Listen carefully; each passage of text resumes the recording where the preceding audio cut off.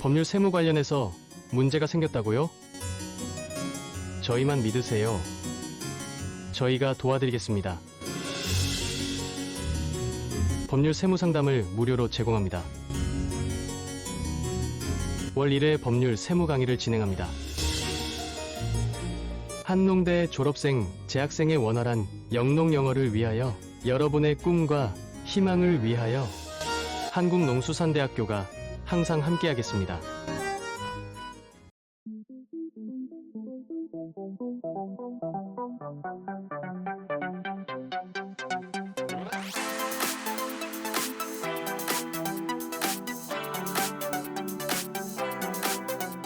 네, 오늘 강의 주제는 크게 세 파트로 나눌 수 있습니다. 첫 번째로 사업자의 종류와 그 형태별 장단점을 한번 알아보고, 두 번째로 계약서 작성 전반에 대해서 살펴보도록 하겠습니다. 그리고 잠시 휴식을 가진 다음에 마지막으로 근로기준법을 중심으로 고용에 관련한 내용을 좀 알아보도록 하겠습니다. 네, 먼저 개인 사업자와 법인 사업자를 나눌 수 있습니다. 개인 사업자란 말 그대로 대표자가 경영의 모든 책임을 지는 사업자를 말합니다. 개인 사업자는 기업을 설립하는 데 별도의 설립 절차가 필요하지도 않고 사업자 등록만으로 창업이 가능합니다. 그리고 사업자 등록만 말소하면 되기 때문에 폐업 절차 또한 간소합니다. 그리고 대표자가 사업 이익을 사용하는데 큰 제약을 받지 않습니다. 그러니까 이 말이 무엇이냐? 즉 버는 돈은 전부 대표자의 수익이 되기 때문에 횡령이나 배임이 문제될 소지가 없습니다. 그에 반해서 개인 사업자는 사업상 발생하는 모든 채무 등의 문제를 사업주가 책임져야 하는 단점이 있습니다. 즉 회사 운영상 생긴 채무가 있으면 대표자 개인의 재산으로 모두 변제해야 됩니다. 그리고 회사 자산이 대표자의 개인 자산이기 때문에 사업 양도할 경우에 높은 양도세를 부담할 수밖에 없습니다. 그래서 이 개인 사업자 형태는 일정 규모 이상으로 성장하지 않는 중소규모의 사업에 적합한 형태라고 할 수 있습니다. 다음으로 법인 사업자인데요. 법인 사업자는 우리가 흔히 아는 주식회사의 형태를 생각하시면 될 것 같습니다. 기업이 대표자랑 구분되기 때문에 별개의 인격을 가지고 권리 의무의 주체가 되는 형태입니다. 법인은 엄연히 소유자, 그러니까 즉 오너랑 구분되는 별개의 권리 주체이기 때문에 대표자가 기업 자금을 개인 용도로 사용할 경우에 횡령이나 배임이 문제될 수 있습니다.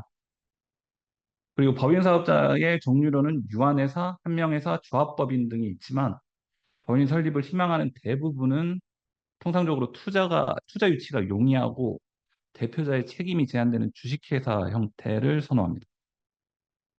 장점으로는 자본 조달이 용이하다는 점을 꼽을 수 있습니다. 특히 주식회사는 신주 발행 및 회사채 발행 등으로 자본을 확보할 수 있습니다. 그리고 대표자만 변경하면 되기 때문에 사업 양도가 간편하다고 할 수 있습니다. 그에 비해서 설립 및 변경 등기 등 개인 사업자에 비해서 설립과 운영 절차가 복잡하고 비용이 많이 듭니다.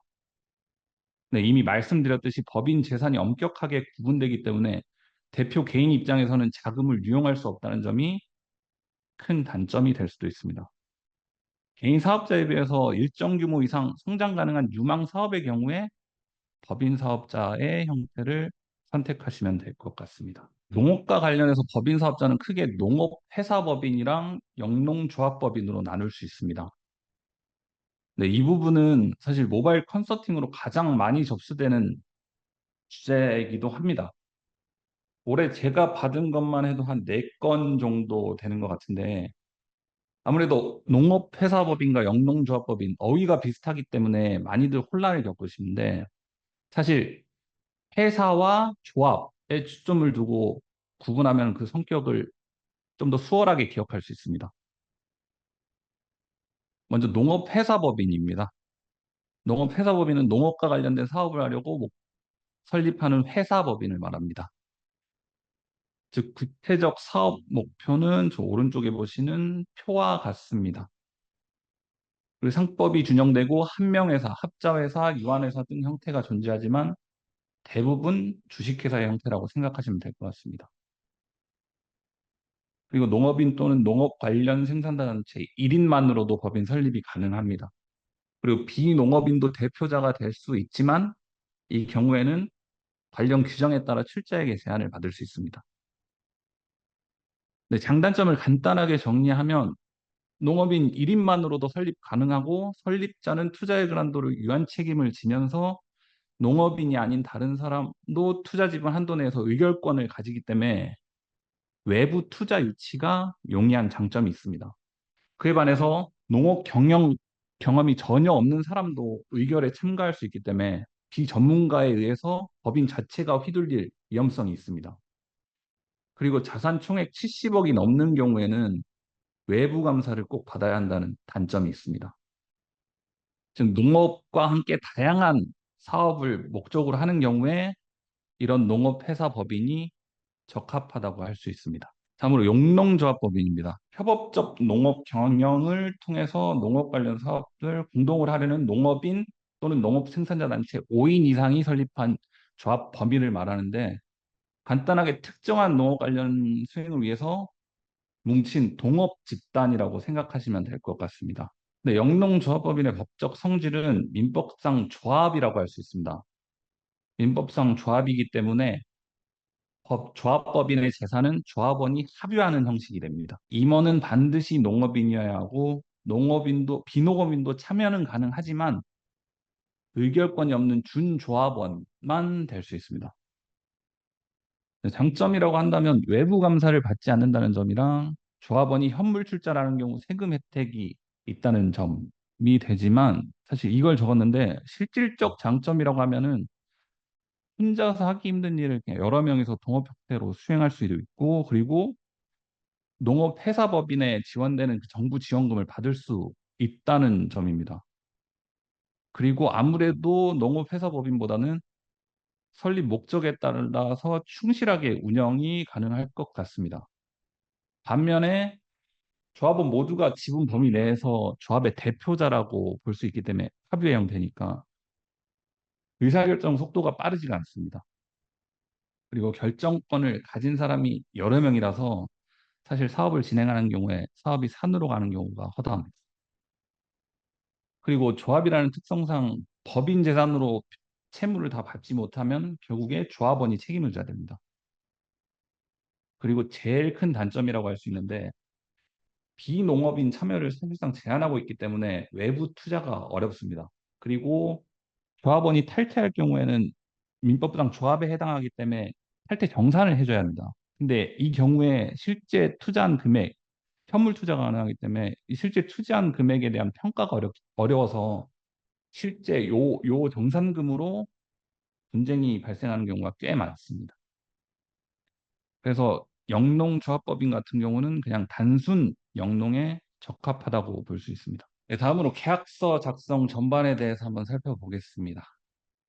네, 계약서 작성에 신중을 기해야 되는 이유는 요 화면으로 아마 설명이 다 가능할 것 같습니다. 네, 계약의 의의부터 살펴보겠습니다. 계약이란 당사자 사이에 서로 대립하는 의사표시가 내용상 합치함으로써 이루어지는 법률 행위를 의미합니다. 우리가 흔히 아는 매매나 임대차 같은 정형 계약도 계약이지만 법률상 정의되지 않은 모든 약정이 무명 계약이란 이름으로 계약 범위에 포함될 수 있습니다. 그리고 구두 계약도 계약이란 말이 있듯이 계약 성립되는 데는 별도의 형식이 필요하지 않습니다. 다만 날인을 하는 이유는 그 문서를 그 사람이 작성했다는 점을 입증하기 위한 것이지 계약 성립 자체에는 영향을 미치지 않습니다. 그리고 업종에 관계없이 자주 사용되는 계약서 같은 경우는 정부나 관련 단체에서 표준계약서의 형태로 배포하기도 합니다. 근데 이 표준계약서를 이용하실 때 항상 개별 조항을 좀 꼼꼼히 살펴보셔야 합니다. 실제 계약 당사자의 이해관계보다는 그 관련 단체라고 말씀드리지 않습니까?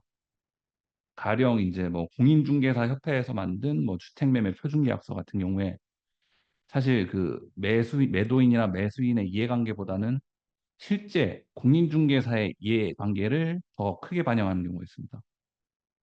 저도 얼마 전에 이제 주택을 매매했었는데 그 경우에 사실 뭐 동산이나 뭐 이제 부동산을 양도할 경우에 담보 책임이라는 게 있습니다.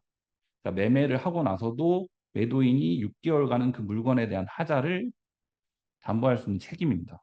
근데 그 계약을 은근슬쩍 이제 특약으로 배제하는 조항을 넣어놨더라고요.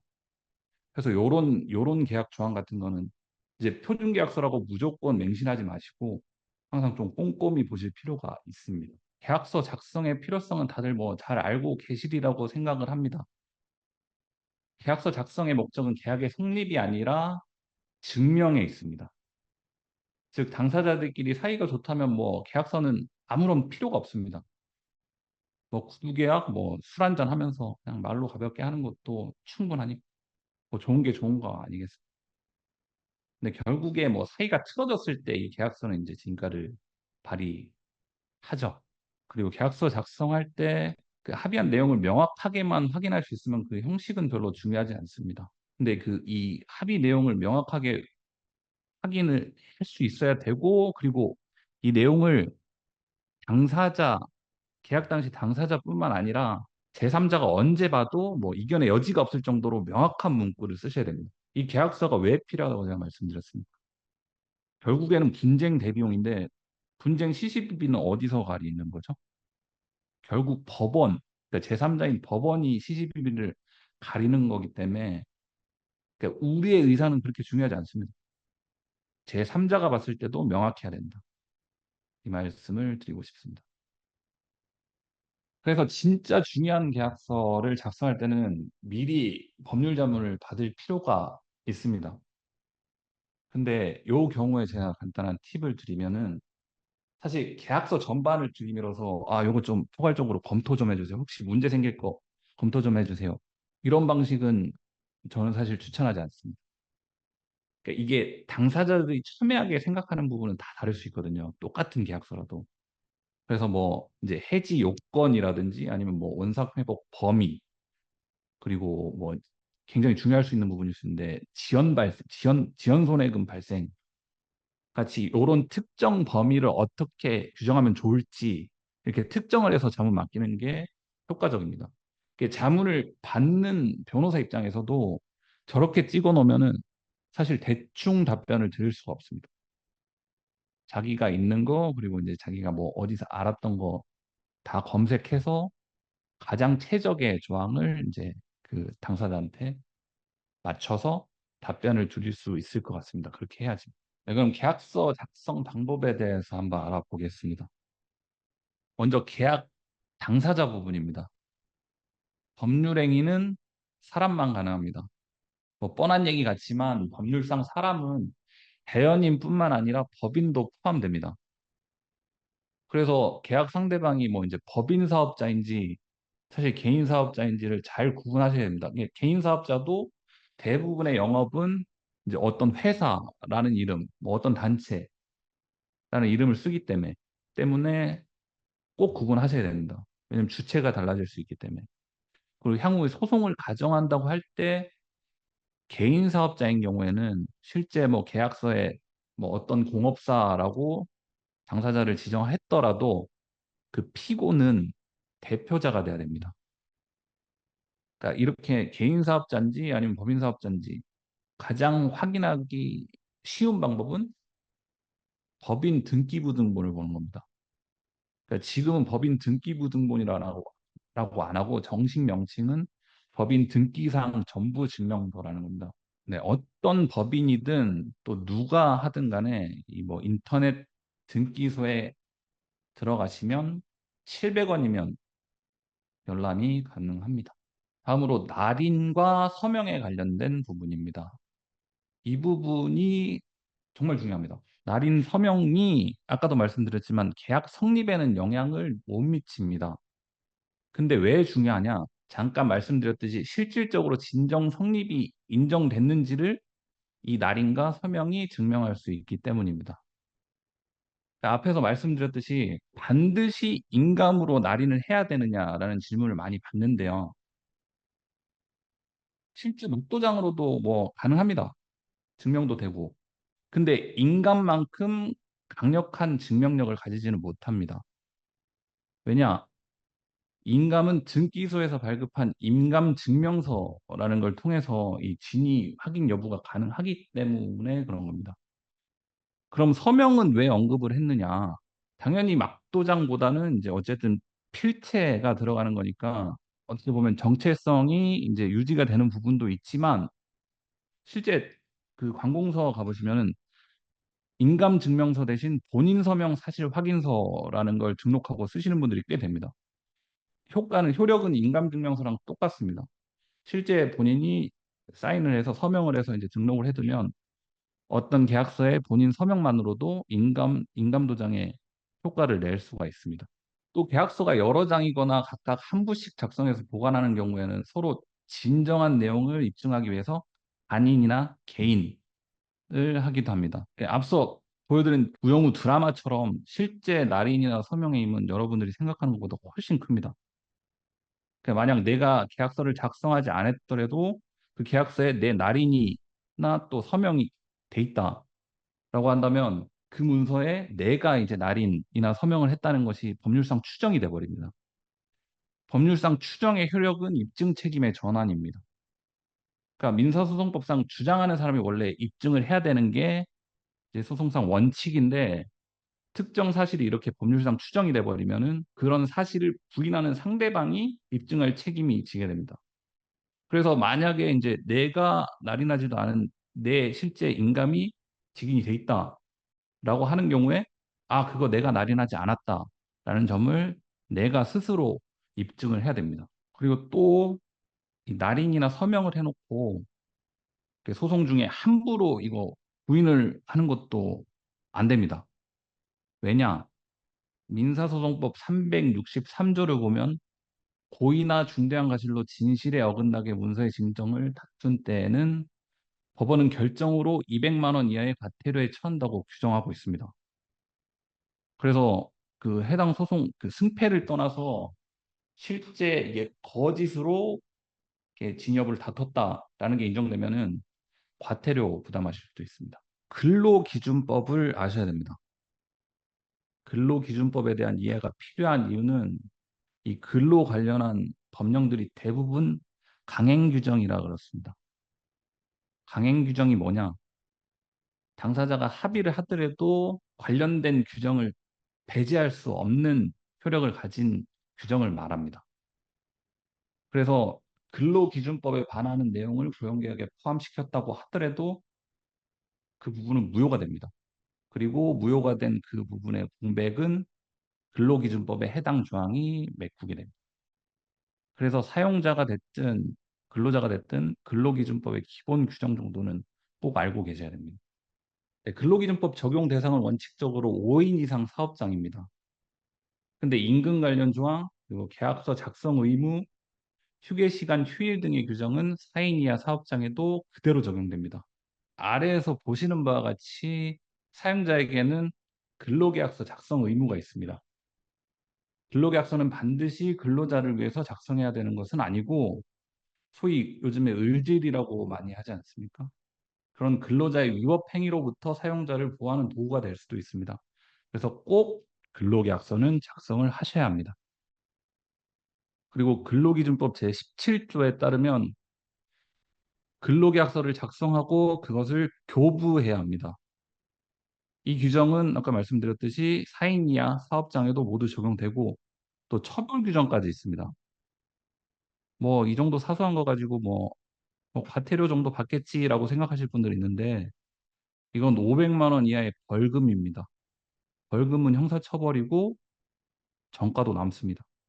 이런 사소한 걸로 정가자가 되는 일은 없어야 하겠습니다. 네, 근로계약서 작성 시에는 임금, 소정근로시간, 주휴일, 연차유급 휴가, 취업 장소와 종사 업무, 업무 시작과 종료 시각과 같이 취업 규칙에 필수적으로 기재되어야 될 사항이 반드시 포함되어 있어야 합니다.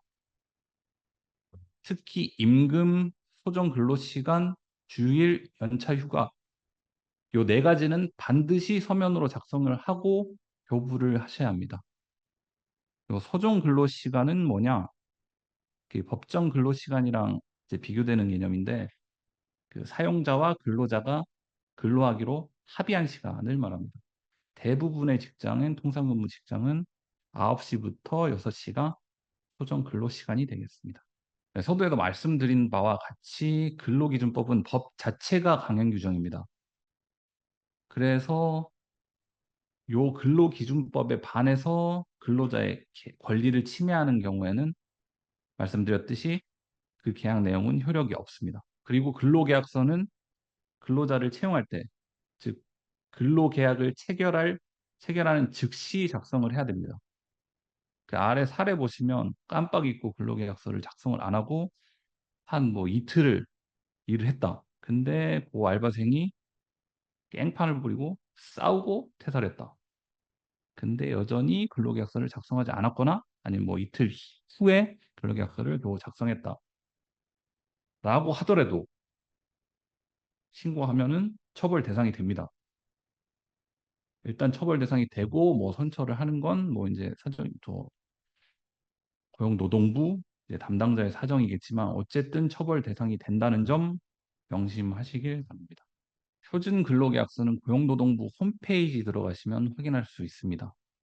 이런 내용인데 근로계약서 작성하실 때 반드시 이 내용들은 포함이 되어야 된다는 점 기억하시면 되겠습니다. 그럼 근로계약서 체결 시 주의사항에 대해서 한번 알아보도록 하겠습니다. 네, 상시 10인 이상 사업장에는 취업 규칙을 반드시 작성해야 합니다. 그래서 그런 사업장에서 근로계약서 세부 조항을 취업 규칙에 따른다라는 내용으로 이제 가름하는 경우가 흔히들 있습니다.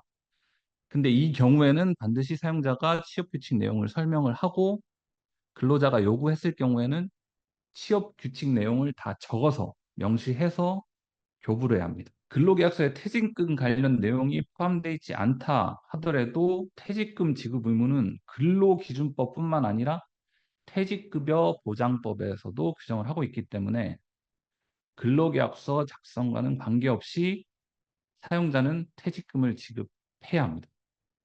그런데 아래 예외인 경우가 있죠. 근로계약 기간이 1년 미만이거나 4주간을 평균해서 일주 소정근로 시간이 15시간이 안 되는 경우, 아마 알바 같은 경우나 아니면 초단기 파트타이머 정도가 이 경우에 해당된다고 볼 수 있습니다. 근로시간이란 근로자가 사용자의 지휘 아래 근로를 제공하는 시간을 말합니다. 근로자가 사용자의 지휘 감독 아래 있는 것으로 평가만 된다면 대기 시간, 뭐 휴게 시간도 근로시간에 해당할 수 있습니다. 아까 살짝 말씀드렸는데 법정 근로시간이란 근로기준법에서 정하고 있는 시간인 건 다들 아실 겁니다. 그래서 통상 근로자의 경우에는 일일 8시간, 그리고 일주간 40시간이 기준이 됩니다. 그런데 이제 연소 근로자와 유해 위험 작업 종사 근로자의 경우에는 이게 시간이 조금씩 줄어드는 모습을 볼 수 있습니다. 휴게 시간과 관련해서 이 재밌는 부분인데 저도 이번에 개념이 좀 애매해서 제대로 한번 찾아봤습니다. 그리고 이제 관련 유권 해석도 한번 찾아보고 했었는데 이 근로기준법에는 근로시간이 이제 4시간 이상인 경우에는 반드시 30분 이상, 그리고 8시간인 경우에는 1시간 이상 부여해야 된다고 이렇게 규정이 되어 있습니다. 그래서 대부분 8시간 이상인 사업장에서는 이 1시간을 이제 점심시간으로 부여하는데 이게 문제는 반차 쓸 경우에 어떻게 하는? 반차는 4시간이지 않습니까? 근데 4시간이면 30분 이상 휴게 시간을 꼭 줘야 하고. 근데 대부분 이제 뭐 회사나 사업장에서는 아마 4시간 일하고 그냥 30분 집에 가서 쉬는 게 나으니까 집에 가버립니다. 30분 안 쉬고 딱 4시간만 하고. 그런데 이것도 어쨌든 법으로 판단했을 땐 위법입니다. 처벌의 대상이 됩니다. 그래서 원칙대로 따지자면은 반차를 사용하더라도 왜냐하면 근로시간 도중에 부여해야 된다고 법에 이제 명시가 되어 있거든요. 근로시간 전에, 근로시간 후에 안 됩니다. 원칙은 근로시간 중에. 그래서 4시간, 4시간도 한꺼번에 다 일하면 안 되고 한 3시간 50분 일하고 30분 쉬고 10분 더 일한 다음에 퇴근해야 이게 법을 지키는 겁니다. 근데 사실 뭐 이런 거는 알면서 굳이 뭐 처벌하려고 하는 사업장이 있을까요? 악의적으로 이제 뭐 근로자가 굉장히 안 좋게 나간다 했을 경우에 아마 찌르면 또 문제가 될 수 있을 것 같습니다. 근데 이 부분은 확실히 좀 개선이 돼야 될 것 같습니다. 그러니까 요즘에는 근로 후 휴게 시간을 더 중요하게 생각하는 것 같더라고요. 이제 뭐 특수직렬에 계신 분들 같은 경우는 이제 이런 8시간 근무를 지킬 수 없으니까 실제 뭐 13시간, 14시간, 뭐 15시간 일하고 나서 이제 그 근로와 다음 시간, 다음 근로 시간 사이의 시간을 11시간 이상 주게 돼 있거든요. 뒤에 이따 나중에 보시게 될 텐데 사실 뭐 외국에서도 이 근로 도중의 휴게보다는 그 근로 시간 이후의 휴게에 많은 관심을 가지고 또 중점을 두고 실제로 그렇게 시행하는 사례가 많다고 합니다. 이 법은 어쨌든 바뀌어야 되는 게 맞는 것 같습니다. 사실 사문화됐다고 봐야 되죠. 이거 실제 아는 사람도 많지는 않습니다. 근로시간의 종류는 이렇게 소정 근로시간, 야간 근로시간, 그리고 연장 근로시간, 휴일 근로시간이 있습니다. 소정 근로시간이란 아까 말씀드렸듯이 합의된 시간이고 야간 근로시간은 오후 10시부터 다음날 6시까지 사이에 제공한 근로시간을 말합니다. 연장 근로시간이란 법정 근로시간을 초과해서 제공한 근로시간을 말합니다.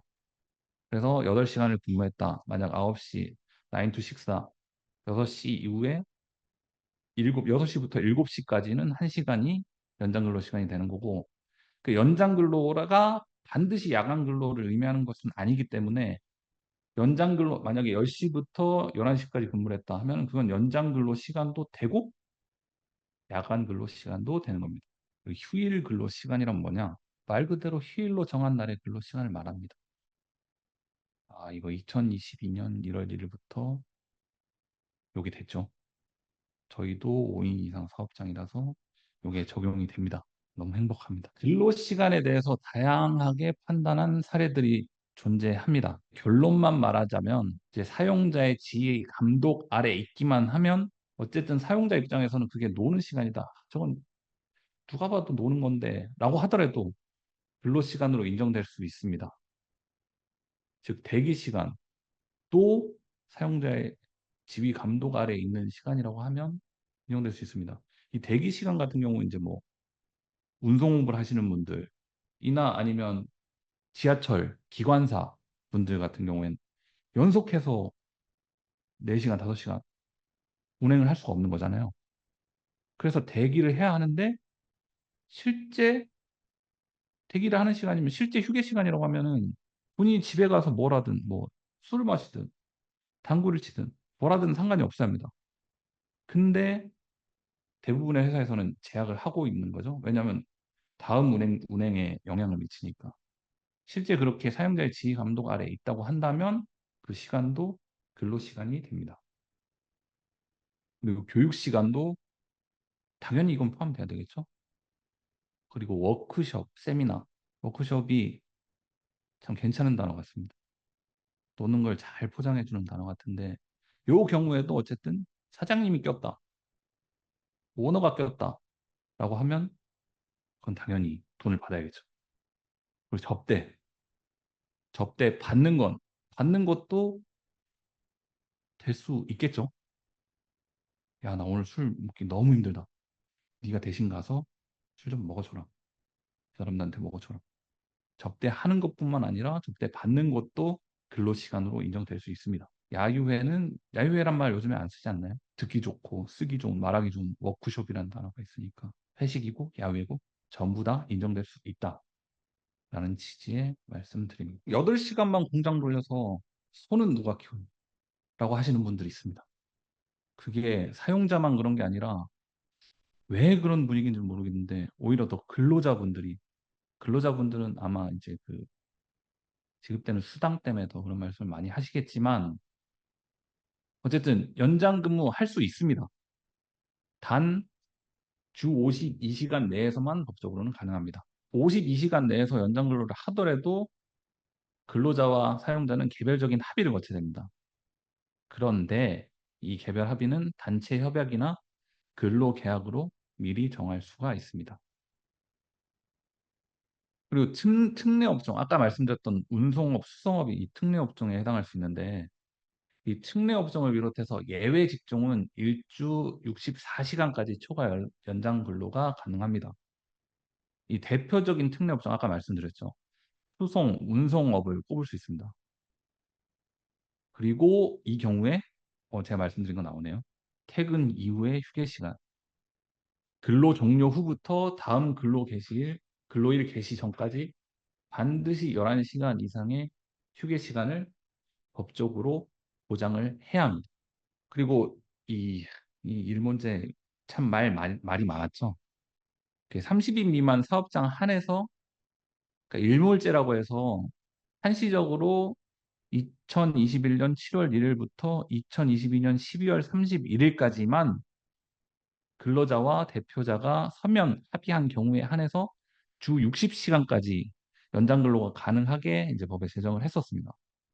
그럼 이미 다 이 법이 효력이 상실했어야 하는데 지금 상황이 어떤가요? 네, 정부 정책에 의해서 올해 말까지 일단 유예가 된 상황입니다. 그래서 실제 30인 미만 사업장에서는 주 60시간까지 근로가 가능합니다. 네, 지금 같은 기조라면은 아마 내년도 그 후년도 정권 바뀌기 전까지 정권 바뀌더라도 이거는 뭐 여야에서 사실 워낙 표 계산을 많이 하는 부분이라서 당분간은 유지가 되지 않을까 싶습니다. 네, 흔히 말하는 이게 빨간 날이라고 하죠. 이렇게 보시는 바와 같이 휴일, 법정 공휴일, 법정 휴일, 휴가로 나눌 수 있습니다. 휴일은 말 그대로 사업장이 쉬기로 하는 날입니다. 그리고 법정 공휴일은 관공서의 경유일에 관한 규정이라는 규정이 있습니다. 이게 아마 규칙일 겁니다. 대통령령은 아니고 규칙일 텐데 그 규정에 따라서 보장하는 휴일이 법정 공휴일이 되고 우리가 소위 말하는 일반적인 빨간 날이 되겠습니다. 그리고 법정 휴일은 근로기준법에서 보장하는 휴일입니다. 대표적인 날로 근로자의 날이 있죠. 사실 저희도 근로자죠. 근로자겠죠, 당연히. 그리고 휴가는 이제 휴일이랑 다릅니다. 다른 개념입니다. 근로자에게는 근로 의무가 있는 날이지만 근로자의 청구에 의해서 쉬는 날입니다. 예, 제가 신청한 휴가일입니다. 네, 연장 휴일 근로 휴게의 예외를 한번 보겠습니다. 이 부분이 아까 이제 63조와 관련된 내용인데 간단하게 정리하면은 이제 여러분들이 많이 종사하게 되실 농업, 축산업의 경우에 휴게, 주휴일, 휴일 근로에 대한 가산임금 등과 관련된 근로기준법 규정이 적용되지 않는다는 내용입니다. 주 휴일이 적용되지 않기 때문에 농장주는 근로자에게 주휴수당을 지급하지 않아도 된다. 이 말씀입니다. 그렇다고 휴가가 배제되는 건 아닙니다. 그러니까 아까도 말씀드렸죠. 휴일이랑 휴가는 다른 개념이기 때문에 뭐 연차휴가나 여성의 경우 생리휴가, 출산휴가는 남성도 인정되는 거죠. 저도 이제 곧 들어갑니다. 출산휴가는 부여를 하셔야 됩니다. 그리고 야간 근로와 관련된 내용 역시도 그대로 적용됩니다. 그래서 여성 근로자나 이제 미성년자. 근데 또 미성년자, 또 주의하실 게 근로기준법상의 이 미성년자, 연소자와 우리 민법상의 미성년자는 또 다릅니다. 근로기준법의 연소자는 18세 기준이고 그리고 민법상의 근로자는 19세입니다. 그래서 19세인 사람은 근로기준법상 연소자가 아닙니다. 어쨌든 야간 근로와 관련된 내용은 그대로 적용된다라는 점 말씀드립니다. 그리고 임금의 지급입니다. 임금의 지급은 돈으로 해야 됩니다. 뭐 내가 농장을 운영한다고 해서 사과나 내가 돼지 축산, 뭐 돼지를 키운다 해서 돼지 같은 걸로 주면 안 됩니다. 그리고 근로자에게 직접 남편이 근로를 하는데 아내한테 바로 준다. 그건 진짜 안 되겠죠. 그리고 전액을 일부씩 이렇게 쪼개서 주시면 안 됩니다. 그건 아예 안 준 게 돼버려요. 그리고 매월 1회 이상 정기적으로 지급해야 합니다. 근데 이제 이 박스 안에 보시면 요 정기 지급의 예외를 볼 수 있는데 대표적으로 요 상여금, 성과급을 예외로 들 수 있을 것 같습니다. 그리고 미성년자가 근로자인 경우 이게 또 안 맞죠? 19세는 미성년자이지만 요 연소자는 아닙니다. 정확히 말해서 그래서 연소자의 경우에도 직접 지급해야 됩니다. 아, 미성년자도 포함되네요, 그럼. 19세든 18세든 16세든 다 무조건 줘야 됩니다. 그냥 뭐 아직 계좌 개설 전이라 엄마 계좌로 붙여주세요. 이런 거 큰일 나요. 안 됩니다. 친권자, 엄마, 아빠 안 됩니다. 직접 주셔야 됩니다. 그리고 아내한테 주시면 안 됩니다. 그리고 임금을 지급할 때마다 임금 대장을 작성해야 됩니다. 그러니까 매달 작성을 하고 요 임금 대장은 3년간을 보관하셔야 됩니다. 그 임금 대장의 기재 내용은 뭐 이제 근로자 이름, 고용년, 월일, 근로일수, 근로시간수, 연장근로, 야간근로 뭐 이런 내용이 들어가는데 근로기준법상 63조라고 하지 않았습니까? 제가 농업, 축산업에 종사하는 근로자의 경우에는 요 3, 4번 이 제외됩니다. 언제든 일할 수 있지 않습니까? 사실 이제 주말이라는 게 따로 없기 때문에 요 근로 시간이라는 게 들쭉날쭉하기 때문에 그걸 관리하기 굉장히 힘듭니다. 그래서 요 대장 작성 의무를 면제해 준다. 사용자는 임금을 지급할 때마다 임금 명세서를 교부하여야 하고 그 임금 명세서에는 각 세부 항목이 전부 기재돼 있고 그 세부 항목에 맞는 금액이 전부 기재돼 있어야 합니다. 그리고 임금 명세서는 서면으로 교부할 수도 있지만 요즘에 그렇게 잘 안 받죠. 사내 전산망에 입력하는 것도 가능하고 이메일, 뭐 모바일 메신저, 문자 다 가능합니다. 요거는 엄격하지 않습니다. 사실 이건 그렇게 받기 싫어하는 분들이 더 많을 것 같기 때문에 그렇더라도 실제 이걸 한글 파일로 주면 안 되겠죠? 이게 뭐 이제 이걸 뭐 은닉이나 이런 데 유용을 하지 말라고 뭐 한글 파일이 안 된다는 게 아니라 나중에 분쟁거리가 생길 수 있기 때문에 그러니까 이 뭐 이제 총액은 맞더라도 금액 항목을 달리해서 통상임금을 높여서 나중에 이제 퇴직금을 이제 퇴직금은 통상임금을 기준으로 이제 산정이 되는 거니까 퇴직금 지급 소송을 할 때 통상임금을 확 높여가지고 그런 걸 자료로 제출한다. 그런 사례가 있을 수 있기 때문에 그런 겁니다.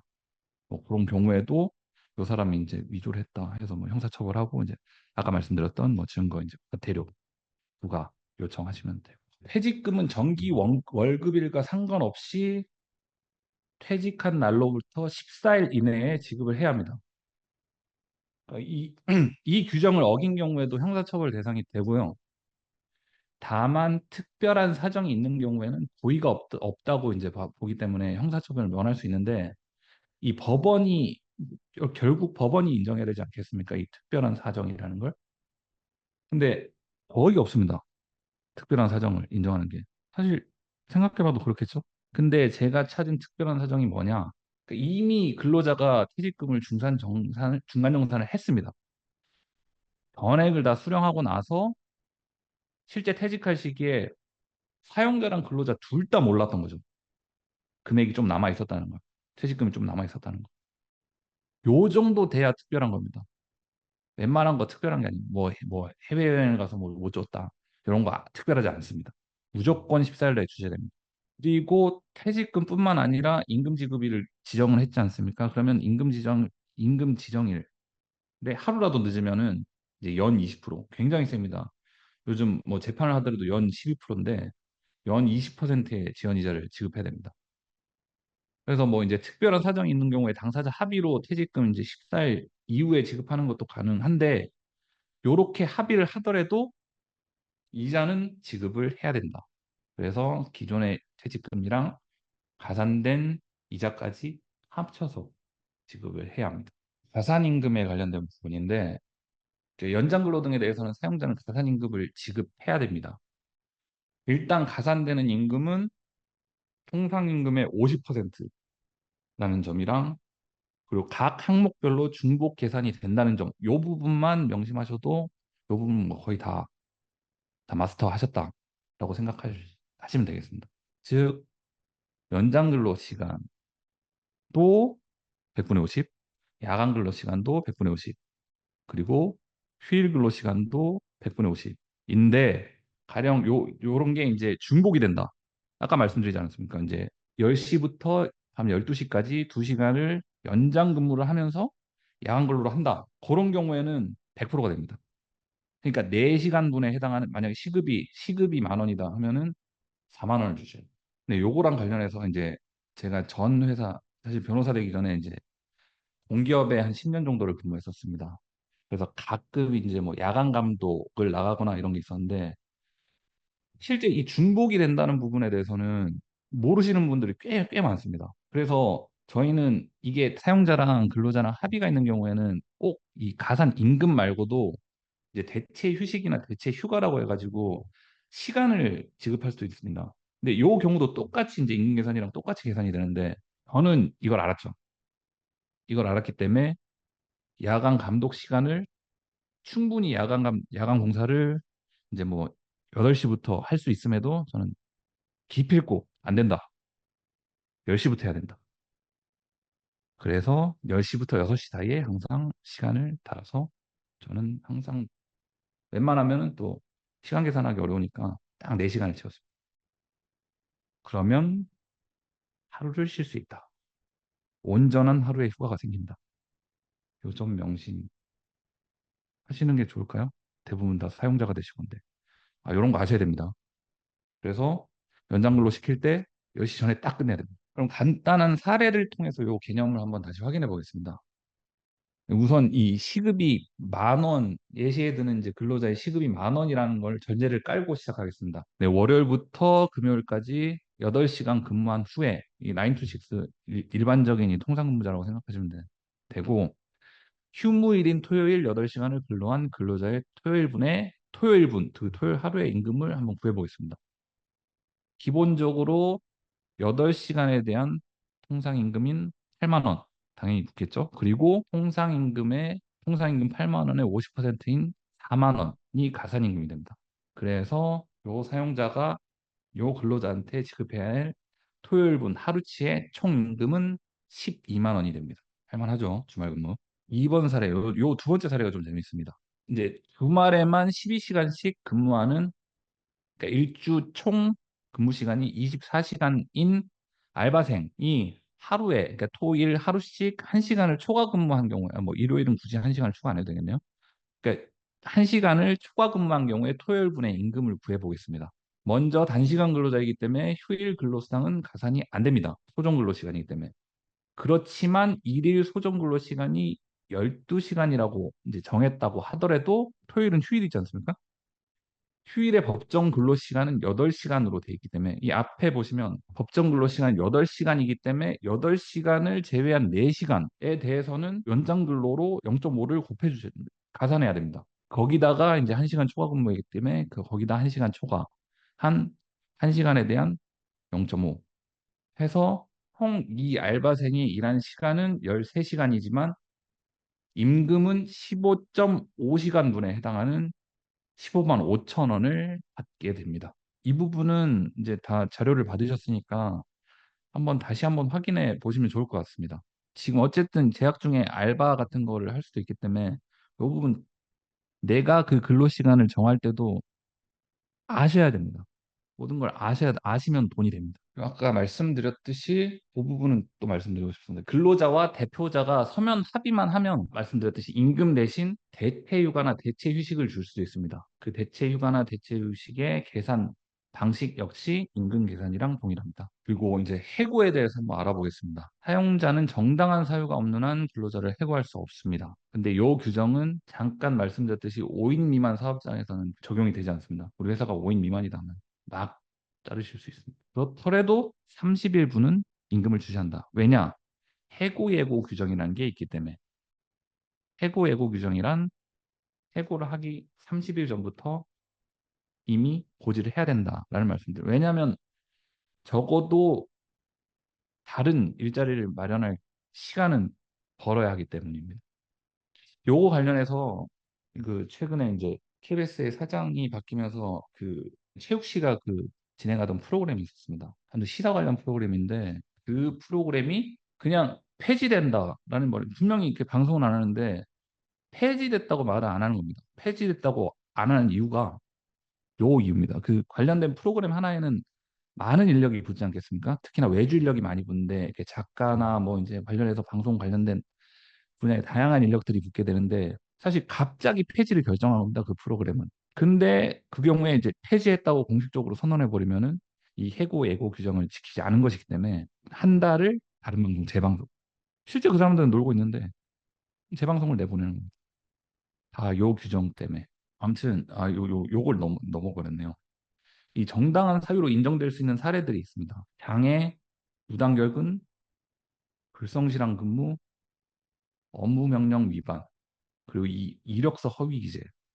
요거는 이제 뭐 거의 형사처벌감이니까 당연히 정당한 사유가 되겠죠. 유죄 판결. 유죄 판결은 요거랑 연결하시면 안 됩니다. 요거랑 연결하시면 안 되고 다른 유죄 판결을 받아서 근데 이거는 대부분 이제 취업규칙이나 근로계약서에 명시를 합니다. 뭐 대개는 뭐 이제 벌금형 이상 아니면 이제 뭐 징역형 이상의 판결을 받을 경우 이제 뭐 해고 사유가 된다, 퇴직 사유가 된다. 근데 이제 해고로 안 보고 유죄 판결 받은 경우는 대부분 이제 징역형 같은 경우는 당연 퇴직 사유로 이제 명시를 해놓습니다. 그리고 사생활 비행을 뽑을 수 있는데 이게 법원은 이게 결국에 정당한 사유도 법원이 판단하는 거지 않겠습니까? 근데 적어도 이런 사유들이 이제 하나만 가지고는 안 된다. 대부분 다 이제 중첩되고 반복됐을 경우에 정당한 사유로 인정을 합니다. 이제 굉장히 엄격하게 해석을 합니다. 당연하겠죠. 이건 누구의 생계가 걸려 있는 문제니까 해고는. 그리고 요 이력서 허위 기재 같은 문제는 사실 요건 민법상으로도 해결이 가능합니다. 민법에 어떤 규정이 있습니까? 이게 사기 취소라는 사기 이제 상대방의 기망에 의해서 이제 계약을 체결한 경우에는 그 계약 자체를 취소할 수 있습니다. 근데 취소의 효과가 어떻습니까? 우리가 흔히 말해서 철회랑 취소를 이제 혼동해서 쓰는데 취소는 엄연하게 소급포가 발생합니다. 그러니까 애초에 그 계약을 취소했다고 하면 애초에 소급포가 발생해서 계약을 체결하지 않았던 상태로 돌아가 버립니다. 근데 이런 고용계약 내가 한 20년을 근로를 했어. 근데 20년 전에 쓴 내 계약서가 허위였어. 그래서 해고를 했다. 아, 20년 전 안 되겠네요. 이제 취소에 또 이제 제척 기간이 있으니까.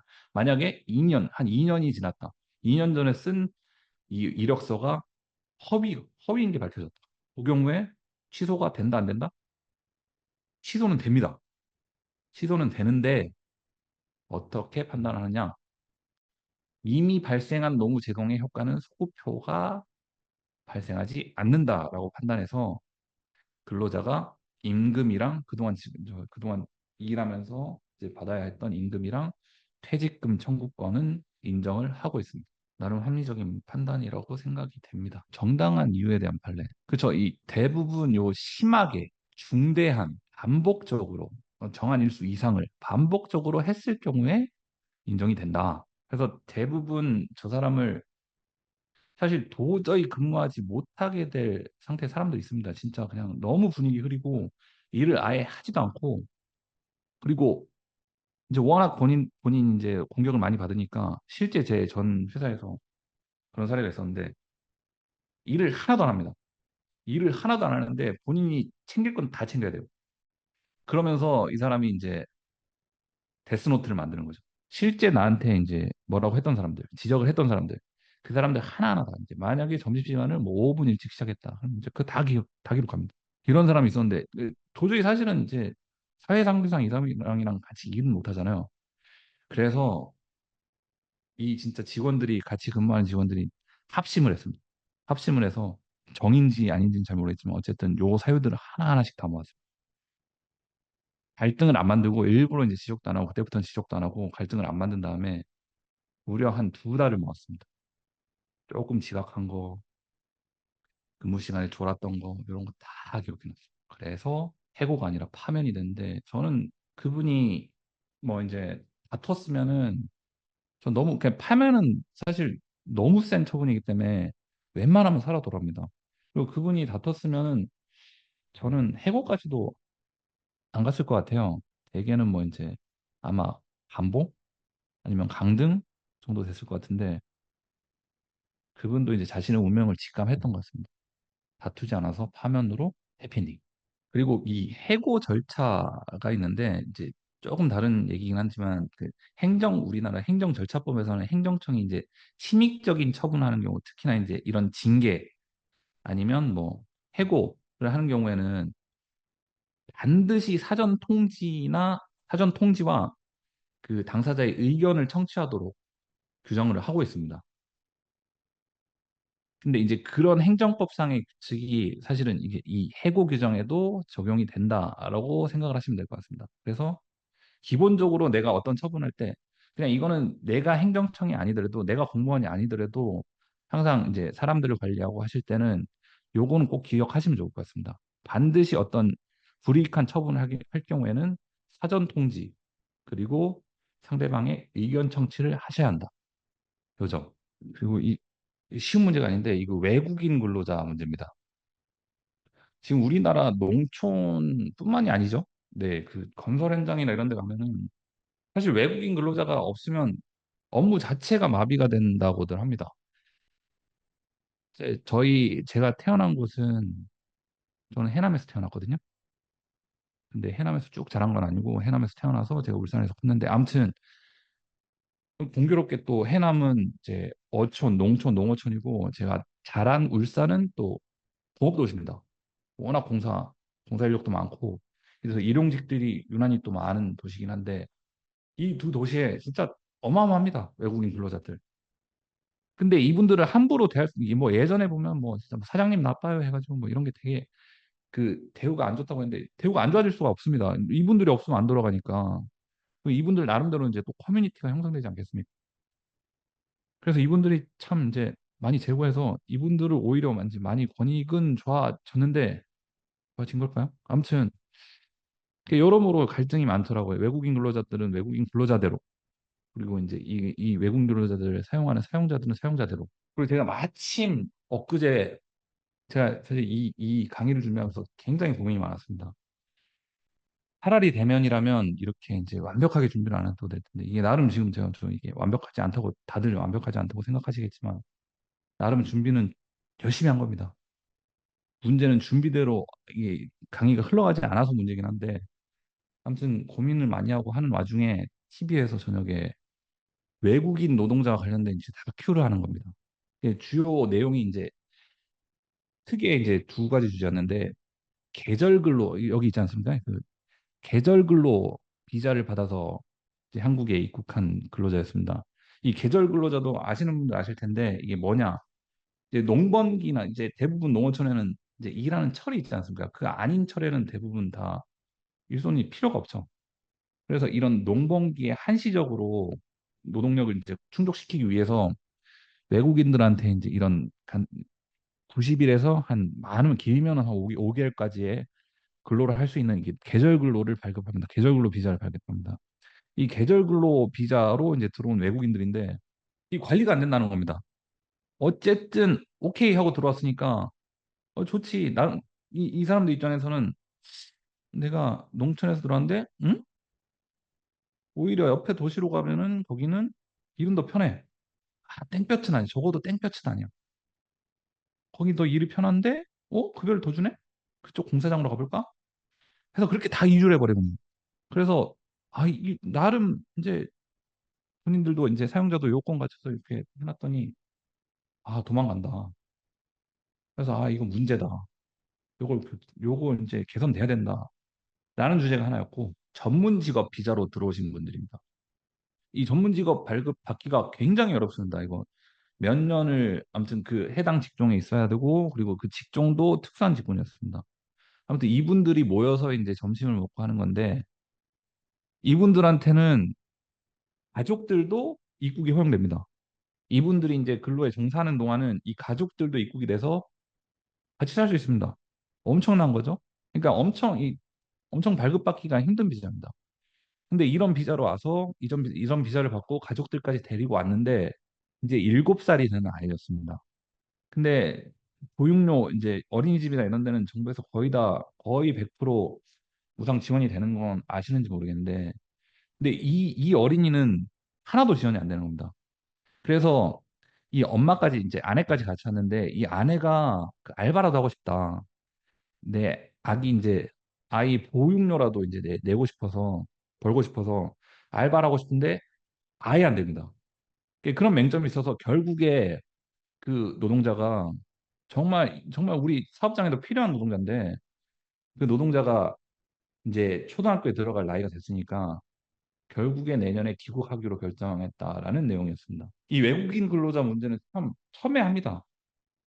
보면서도 그러니까 웬만하면 제가 어떤 문제를 대할 때 저는 이제 되게 나름 방향을 가지고 이제 어떤 생각을 해보려고 하는데 그러니까 이 외국인 근로자 문제는 이제 난민 문제랑 또 이민 문제랑도 이제 결합이 되니까 이게 그런 감정적인 접근으로는 이게 해결이 안 되는 거예요. 그래서 제가 그 다큐를 봤으면 이런 개선이 필요하지 않겠냐라는 말씀을 드려야 함에도 불구하고 사실 그 다큐를 보니까 오히려 더 아, 이런 건 이렇게 개선되겠다. 이게 쉽게 말을 못 하겠더라고요. 아무튼 그랬다는 점. 그래서 이제 취업 활동이 가능한 이제 실효 자격들이 있습니다. 그래서 대부분 이제 요즘에는 유학생들이 많잖아요. 그 이제 지역에 있는 학교에도 유학생들이 많아서 이렇게 교환학생들이 되게 많은데 이 학생들이 알바를 할 수 있느냐? 안 됩니다. 알바 자체도 안 되고 알바를 하는 경우에도 이제 사무소에 활동 허가를 받아야 됩니다. 그리고 활동 허가를 받더라도 내가 절대 이 알바는 내 학업에는 지장이 없다라는 점을 증명을 해야 됩니다. 그래서 실제 뭐 노동력이 이제 저렴하게 이용할 수 있다고 해서 쉽게 뭐 교환학생으로 온 학생들을 함부로 채용하고 하시는 것도 이제 제재 뒤에서 볼 텐데 제재 대상에 해당될 수 있습니다. 네, 외국인 근로자의 법적 지위를. 근데 외국인 근로자의 법적 지위를 보호하기 위해서 별도의 법률이 존재한다는 사실 알고 계셨습니까? 그러니까 이 외국인 근로자의 고용 등에 관한 법률이라고 하는데 이거 그래서 외국인 고용법이라고 합니다. 그래서 이 법률에 의해서 외국인 근로자들은 내국인과 동일하게 근로기준법 그리고 최저임금법 등의 근로 관련 법령에 적용을 받습니다. 그리고 외국인 근로자는 당연히 차별하면 안 되겠죠.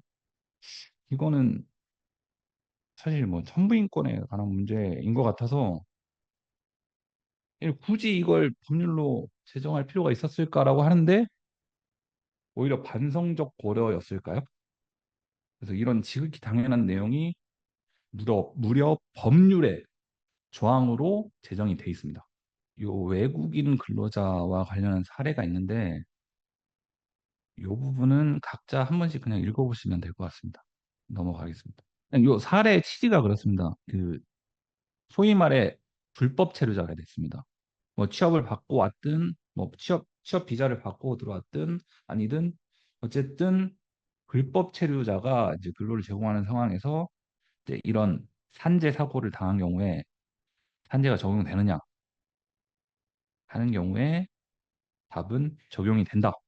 그리고 외국인 근로자만 요건을 갖춰야 되는 게 아닙니다.